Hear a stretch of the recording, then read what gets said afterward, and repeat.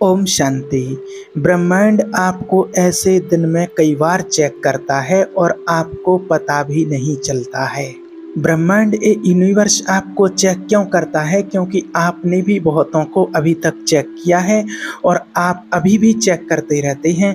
बिना चेक किए आप किसी पर विश्वास नहीं करते हैं, इसलिए ब्रह्मांड भी आपको चेक करता है और आपको पता भी नहीं चलता है। आपने भी कितने लोगों को और कई बार ऐसे चेक किया होगा, ऐसे उनका विश्वास चेक किया होगा कि सामने वाले को पता भी नहीं चलता है और आप चेक कर लेते हैं। चाहे आप अपने घर में हो या बाहर हो, आप अपने घर में भी कितने लोगों को चेक कर चुके होंगे और अभी भी करते हैं। आपके घर में कोई नौकर आते हैं तो उनको आप चेक करते हैं। आपके बिजनेस में, दुकान में पार्टनर हैं तो उनको चेक करते हैं। आपकी दुकान में कोई वर्कर लगे हुए हैं तो उनको भी आप चेक करते हैं। बिना चेक किए आप विश्वास नहीं करते हैं, तो आपने भी चेक किया है तो ये ब्रह्मांड भी आपको चेक करता है। कैसे चेक करता है वो आपको आज इस वीडियो में बताते हैं। तो आज के इस वीडियो में आपको बहुत अच्छा रहस्य बताएंगे कि देखिए, जो लोग हैं कि माना लॉ ऑफ अट्रैक्शन की सारी टेक्निक लगाते हैं, जैसे बैटर टेक्निक है, विजुअलाइजेशन है, तो जो भी टेक्निक बताई हैं ऐसी बहुत सारी टेक्निक लगाई हैं, लेकिन वो टेक्निक काम नहीं करती है। इसके पीछे क्या रीज़न है, क्या कारण है? तो इसके पीछे छोटे छोटे रीज़न होते हैं और वो आपको धीरे धीरे बताते हैं, और बहुत सारे रीज़न तो आपको बताए हैं और आज भी बताते हैं। और आज का जो नियम है, तो आज जो आपको नियम बताने वाले हैं कि जो यूनिवर्स होता है और वो आपको चेक करता है। कैसे चेक करता है? जैसे मान के चलो, रात को आप बैठे, रात को आपने स्क्रिप्टिंग की, आपने मान के चलो 21 बार लिखा है कि मेरी जॉब लग रही है, थैंक यू यूनिवर्स। आपने 21 बार लिखा है कि मेरी जॉब लग रही है, थैंक यू यूनिवर्स। मैं सक्सेसफुल हो रहा हूँ, मैं बिजनेस में सक्सेस हो रहा हूँ, मैं खुश हूँ, मेरे सारे रिश्ते अच्छे बनते जा रहे हैं। जो भी आपको प्रॉब्लम है आपने 21 बार लिख दिया और लिख करके आप सो जाते हैं। अब जब आप सो जाते हैं तो फिर यूनिवर्स चेक करता है, परीक्षा लेता है। क्योंकि जैसे आपको बताया कि आपने एक नौकर रखा है अपने घर में, दुकान में पार्टनर है, या घर में जैसे कोई नई बहू आती है तो उसको भी चेक करते हैं, नौकर आता है उसको भी चेक करते हैं, कोई पार्टनर है आपका उसको भी चेक करते हैं। हर प्रकार से बिना चेक किए विश्वास नहीं करते हैं। आज जैसे मान के चलो कोई बच्चा है और वो भले किसी भी क्लास में है तो वो 1 साल पढ़ाई करता है, 1 साल पढ़ाई करने के बाद उसको भी चेक किया जाता है, उसकी भी परीक्षा ली जाती है कि ये लायक है या नहीं है। जैसे आप भी चेक करते हैं कि पार्टनर है, ये नौकर है, ये अपने परिवार का कोई भी सदस्य इसके लायक है या नहीं है। आपका कोई बच्चा है उसकी परीक्षा ली जाती, कोई स्टूडेंट है कि 10वीं पास करने लायक है या नहीं है। तो माना कोई 10वीं कक्षा में है तो उसको माना चेक किया जाता है कि 11वीं कक्षा में जाने के लायक है या नहीं। छोटे छोटे बच्चे LKG में हैं या कक्षा 1 में हैं, उनके तो बहुत छोटे हैं, लेकिन उनकी भी परीक्षा होती है, उनके भी पेपर लिए जाते हैं। योग्यता तो देखनी पड़ती है। क्योंकि इंस्पेक्टिंग तो पूरी दुनिया ही कर रही है। अगर आपने सिर्फ 11 बार रात को लिख दिया, 21 बार आपने रात को लिख दिया और लिख करके आप सो गए, और फिर आप देख लें कि 21 दिन के बाद तो कुछ आई नहीं, तो उसमें आपकी योग्यता देखी जाती है, आपकी क्वालिटी क्या है, जो यूनिवर्स चाहता है वो आपके अंदर है या नहीं है, तो वो आपको चेक करता है। अब आप रात को लिख करके तो सो गए 21 बार, अब दिन का जो समय रहता है उसमें आपकी चेकिंग होती है, उसमें आपकी परीक्षा होती है। और चेकिंग कैसे होती है वो आपके लिए बताते हैं। यूनिवर्स कहता है कि मैं चाहूँगा तुझे सांझ सवेरे, यानी कि चेक करूँगा तुझे शाम और सवेरे, लेकिन आपको पता नहीं चलने दूंगा, तेरे को पता नहीं चलने दूंगा, और तेरी परीक्षा भी लेते रहूँगा। और यूनिवर्स परीक्षा कैसे लेता है वो आपको बताते हैं कि मान लीजिए सुबह आप उठे और आप घर से कहीं बाहर जाने लगते हैं, कहीं आप बाहर जाते हैं तो आपकी मम्मी ने या पापा ने किसी ने पूछा कि आप कहाँ जा रहे हैं, तो आप बिना बात का जवाब दिए ही आप घर से निकल जाते हैं। तो यूनिवर्स देखता है कि भाई रात को तो बोल रहे थे थैंक यू यूनिवर्स, और अभी तो एक शब्द का जवाब देने की बात भी नहीं बनती है। मना आप इस बात को समझना, इस जो बात आपको बता रहे हैं इसको आपको समझना है थोड़ा सा अच्छे से। ऐसा नहीं होता है कि आपको कोई देता रहे, आपको भी कुछ देना शुरू करना पड़ेगा। अगर कहते हैं ना, कुछ पाने के लिए कुछ खोना पड़ता है। तो अगर आपकी माँ ने पूछा कहाँ जा रहे हैं और आप अनसुना करके और बाहर निकल जाते हैं, पिताजी ने कहा कि बेटा एक गिलास पानी दे देना, मुझे प्यास लगी है, और आप क्या बोलते, अरे आप खुद नहीं ला सकते हो, दिन भर बैठे रहते हो, जब आओ बस पानी देना, कहीं ये देना, कहीं वो देना, 4 तरह की बातें उनको सुनाती हैं। आपके हाथ पैर नहीं है क्या, खुद ही ले आओ। और ऐसा बोल करके आप निकल गए। अब यूनिवर्स बोलेगा कि अरे भाई रात को क्या लिख रहे थे, थैंक यू यूनिवर्स, मेरे रिश्ते बहुत अच्छे हो रहे हैं, और अभी यहाँ क्या हुआ, एक गिलास पानी का भी नहीं दिया गया। तो हर एक इंसान के अंदर क्या है, आपको पता है कि सभी इंसान के अंदर आत्मा है, सभी उस परमात्मा की संतान है। आत्मा यानी कि एनर्जी है। जैसे आपको पहले एक बार और बताया है एक वीडियो में कि लाइट वही होती है, और उसी लाइट से हीटर भी चलता है, और उसी लाइट से फ्रिज भी चलता है, एसी भी चलता है। मना एनर्जी तो सेम है, बस डिपेंड करता है कि वो व्यक्ति उसका यूज कैसे करता है। तो हर एक व्यक्ति के अंदर वही एनर्जी है, वही आत्मा है, जो आपके अंदर है वही आत्मा सामने वाले के अंदर है। और पूरे ब्रह्मांड में एक जैसी ही एनर्जी होती है, और हमें सबके लिए समानता लेकर के आना पड़ेगी, हमें फ्रिक्वेंसी मैच करनी पड़ेगी। मान लीजिए कि आपकी पत्नी ने खाना बनाया, मान के चलो, या मम्मी ने खाना बनाया, अब यूनिवर्स चेक करेगा। कैसे चेक करता है, या तो बना कोई रोटी है वो अच्छे से सिक नहीं पाई, या थोड़ी सी ज़्यादा जल गई, या सब्जी में मिर्ची ज़्यादा हो गई, तेल ज़्यादा हो गया, नमक ज़्यादा हो गया, कुछ ना कुछ ऐसे ज़्यादा हो गया। अब रोटी आपके सामने आई, माना थोड़ी सी कच्ची है, अच्छे से सिकी नहीं है, और आप चिल्लाए, अरे इधर आना जरा, ये रोटी आपने बनाई है, और ऐसे अशब्द बोल रहे, रोटी तूने बनाई है, तुझे दिखता नहीं है क्या, आंखें नहीं है क्या, ऐसी सेकी है रोटी, और आपने उसको 5-10 बातें सुना दी। अब यूनिवर्स चेक कर रहा है, आपको देख रहा है, अरे भाई रात को क्या लिख रहे थे, थैंक यू यूनिवर्स। अब थोड़ी सी रोटी अच्छी नहीं सिक पाई तो या जल गई थोड़ी सी, तो इतना करंट लग गया है तुमको, इतनी सारी बातें सुना दी। उस बात को प्रेम से भी सुना सकते थे, समझा सकते थे कि देखो रोटी तो अच्छी बनी है, थोड़ा सा और ऐसे बना देते तो और अच्छा होता, थोड़ी सी और सेक देते। तो माना ये चेकिंग की बात होती है, यहाँ बात रोटी की नहीं है, कोई और भी बात हो सकती है। बहुत सारे तो लोग आपने ऐसे देखे होंगे, देखिए कहीं भी आपने शहरों में जाते हैं वहाँ देखे होंगे, अधिकतर रेलवे स्टेशन पर ऐसे लोग मिलते हैं कि वो जो कचरा डला रहता है ना, कचरे की जो पेटी होती है, वहाँ से रोटियां ढूंढ ढूंढ करके लोग खाते हैं, या आप बचा हुआ जो उसमें फेंक देते हैं तो जूठा हुआ कैसा भी वो खाते हैं। तो अब सोचिए कि वो लोग किससे शिकायत करने के लिए जाएंगे, वो परिस्थिति होती है। इसलिए किसी भी चीज़ का कभी अपमान नहीं करना चाहिए, और विशेष करके याद रखना, आप अन्य का जीवन में भूल करके भी कभी अपमान नहीं करना। और ये जो भी अन्य का अपमान करते हैं तो उनको प्रैक्टिकल में वैसा ही भोगना पड़ता है। जिस चीज़ का आप अपमान करेंगे वो चीज़ का सामना एक न एक दिन और बड़ी मुसीबत के समय उस चीज़ का आपको सामना करना पड़ेगा। और भोजन तो होता है, देखिए भोग, जो अन्य जिसको देवता कहते हैं, तो उसको मन कई घरों में होता है, जैसे भगवान को भोग लगाया जाता है। भक्ति मार्ग में भी लोग भोग लगाते हैं कई घरों में, और ज्ञान मार्ग में तो जिनको ज्ञान मिल चुका है उनको तो हर घर में भगवान को भोग लगता है, और फिर परमात्मा को, शिव जी को भोग लगाते हैं, बाबा को।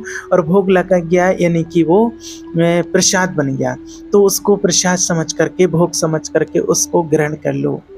देखिए क्या होता है, जब किसी चीज़ की आप कंप्लेंट करते हैं, शिकायत करते हैं, तो वो चीज़ उतनी ही और बढ़ती जाती है। आपके जीवन में कोई समस्या है, आप कंप्लेंट करते जाओ, बताते जाओ, तो वो और समझो कि दिन दूने रात चौगनी बढ़ती जाएगी ब्याज के जैसे। और आप उसकी कंप्लेंट बंद कर दो, और जो है आपके पास उसके लिए आप ग्रेटिट्यूड शुरू कर दो, तो आपके लिए आपके पास जो भी चीज़ें नहीं हैं वो भी आपके पास आ जाएंगी।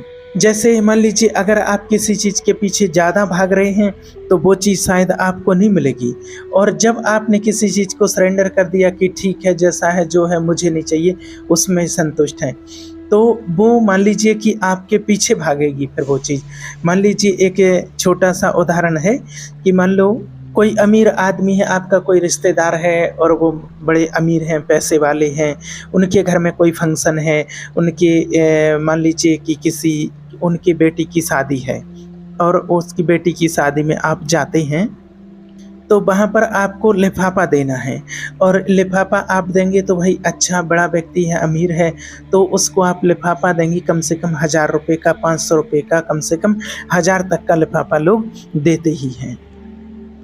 क्योंकि अमीर आदमी है भाई, जैसा व्यक्ति है उसके हिसाब से उसको देना पड़ेगा। अगर भाई अमीर आदमी है और अगर उसको 50 रुपये लिफाफा में देंगे तो अच्छा नहीं लगेगा, तो वो अमीर आदमी है, इसको इसलिए आपने उसको 1000 रुपये दिए। आप किसी एक और रिश्तेदार है आपका जो गरीब आदमी है, और गरीब आदमी के यहाँ आप जाएंगे तो वहाँ आप 150 रुपये में काम चला लेंगे, 50 भी रखते हैं कई बार, जबकि अमीर आदमी को ज़रूरत नहीं थी 1000 रुपये की और इस गरीब आदमी को ज़रूरत है 1000 रुपये की, जबकि इसके लिए आपने 150 रुपये डाल दिए। और इसके लिए ज़रूरत है, इसके पास पैसा नहीं रहा। अमीर आदमी को ज़रूरत नहीं है, उसके पास पैसा आ रहा। कोई भी आदमी आकर के उसको बड़ी बड़ी गिफ्टें दे रहा है, लिफाफे में पैसे दे रहा है, ज़्यादा रख रहा है, जबकि उसको ज़रूरत नहीं है। तो कॉन्सेप्ट यही है यूनिवर्स का कि जिस चीज़ के पीछे आप ऐसे दौड़ते हो ना, वो चीज़ नहीं आती है, और जिस चीज़ के लिए आप सरेंडर कर देते हो वो चीज़ आ जाती है। यूनिवर्स उस चीज़ को देता है। तो जब आप देना शुरू करते हैं तो वो चीज़ आपके पास आती है। इसलिए बीच बीच में यूनिवर्स आपको चेक करता रहता है कि जैसे रोटी जला दी, छोटी सी बात के कारण आपने 10-5 बातें सुना दी उनके लिए, और रात को क्या लिख रहे थे यूनिवर्स चेक करेगा। रात को लिख रहे थे थैंक यू यूनिवर्स, मेरे रिश्ते बहुत अच्छे हो रहे हैं, और अभी थोड़ी सी बात में इतना करंट लग गया है। तो इसलिए दिन भर में, कहने का भाव कि दिन भर में आपके लिए जो भी लोग मिलते हैं उन लोगों की एनर्जी उसको आपको हाई रखना है। किसी ने कुछ कह दिया घर में, ये कर दे तो कर दो, 2 मिनट लगेंगे, क्या है। किसी ने कहा बेटा एक पानी का गिलास दे दो तो दे दो। पिताजी ने कुछ कहा ऐसा काम करते आना, मार्केट से लेते आना, तो हाँ उनका मन खुश करो। यानी कि एनर्जी जितनी आप पॉजिटिव रखोगे, अगर आप जैसे बाहर जा रहे हैं और किसी ने कुछ काम के लिए बोला, आपकी मम्मी पापा ने, आपकी पत्नी ने, बच्चे, किसी ने भी, तो कई बार क्या होता है जैसे आप ज़रूरी काम से जा रहे हैं और इतने में कह दिया कि बेटा थोड़ा ऐसा काम कर दो, तो बहुत चिल्ला के पड़ते हैं, अरे तुम्हें पता नहीं है क्या काम से जा रहे हैं और आप तो क्या दिन भर घर में बैठे हैं, बस ये कर दो वो कर दो, इतना सा काम नहीं कर सकते। ऐसे नहीं, बिल्कुल भी नहीं। आपको बड़े प्यार से कहना, हाँ मम्मी ठीक है, अभी मैं थोड़े ज़रूरी काम से जा रहा हूँ, बस थोड़ी देर में लौट करके आता हूँ, फिर वो काम करता हूँ। तो उनको बुरा नहीं लगेगा, उनको बहुत अच्छा लगेगा, और आपने काम भी नहीं किया फिर भी अच्छा लगेगा। और आप अगर गलत बोल करके वो कर भी देते हैं तो भी उनको अच्छा नहीं लगता है। तो आप नहीं कर पा रहे हैं तो आप उनको प्रेम से बोल दो, क्योंकि उनके अंदर भी आत्मा है, उनके अंदर भी एनर्जी होती है। और कभी कितने लोगों की तुलना करते हैं कि अरे ये भाई पैसे वाला व्यक्ति है तो उसके हिसाब से हमारा व्यवहार होता है। नहीं, कोई गरीब है तो उसके लिए भी हमारा समान व्यवहार होना चाहिए, अमीर है तो उसके प्रति भी समान व्यवहार होना चाहिए, क्योंकि उसके अंदर भी आत्मा है, वही आत्मा उसके अंदर है, वही परमात्मा की संतान उसके अंदर है। और यूनिवर्स के लिए, परमात्मा के लिए, ऊपर वाले के लिए अमीर गरीब कुछ नहीं होता है, उसके लिए सब एक जैसे होते हैं और सबको अपने अपने कर्मों के अनुसार ही ये चीज़ें मिलती हैं। ऐसा नहीं होता है कि कोई गरीब आदमी है तो उसको कर्मों का फल नहीं मिलेगा या उसको ज़्यादा मिल रहा है।